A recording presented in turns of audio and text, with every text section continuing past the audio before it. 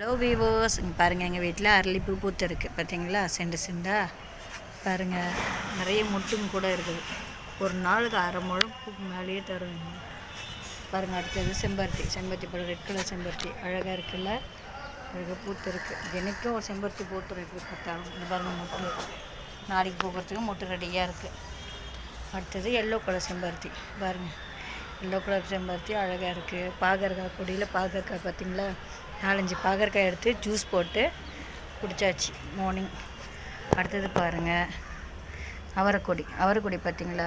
அவரை பிஞ்சு நிறைய விட்டுருக்கு. இங்கே பாருங்கள், நிறைய பிஞ்சு விட்டுருக்கு. அது கொஞ்சம் பெருசாக வீடியோ எடுத்து போடுறேன். நித்திய கல்யாணி கீழே நிறைய குண்டு மிளகாங்க விதைங்களை போட்டிருக்கேன். நிறைய செடி முளைச்சிருக்கு. அடுத்தது நந்தியாவட்டை பாருங்கள், பூத்தடிச்சு இப்போ மொட்டுங்க தான் இருக்குது. நந்தியாவட்டை மொட்டுங்க பாருங்கள். அப்புறமா மல்லி இப்போ அவ்வளோ சீசன் இருக்குது. பட் எங்கள் வீட்டில் பூவே வரமாடுது நந்தி. அது என்னன்னு காரணம்னு தெரியல. அடுத்தது இது பாருங்கள், இது ஷோக்கோசம் வச்சுருக்கேன். நல்லா இருக்குல்ல? இது பாருங்கள், இது விதை பாருங்கள்.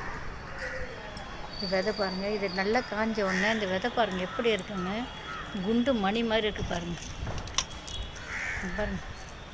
குண்டு மணி மாதிரி இருக்குது பார்த்தீங்களா?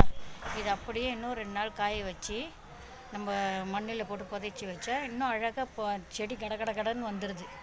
ஓகே வீவர்ஸ், லைக் பண்ணுங்கள், ஷேர் பண்ணுங்கள், சப்ஸ்கிரைப் பண்ணுங்கள். பாய்.